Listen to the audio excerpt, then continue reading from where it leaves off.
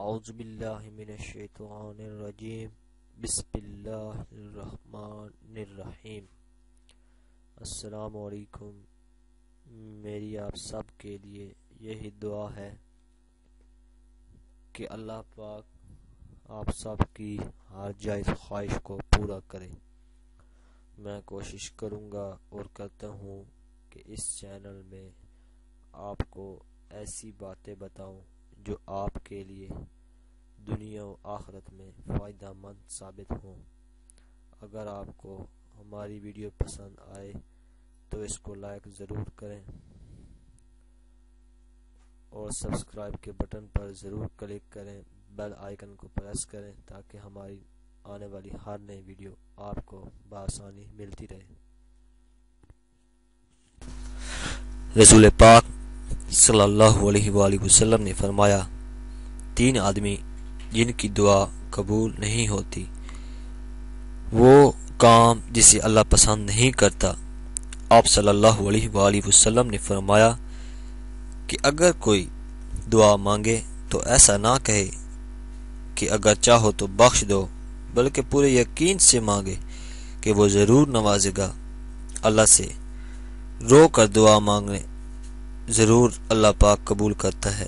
3 لوگ جن کی دعا قبول نہیں ہوتی وہ یہ ہیں، پہلا وہ جو لوگوں کا امام ہو اور لوگ اسے پسند نہ کریں، دوسری وہ عورت جو اس حال میں خوش نہ ہو جس میں اسے اس کا شور رکھنا پسند فرمائے، اور تیسرا وہ 2 بھائی جو آپس میں جھگڑا کریں۔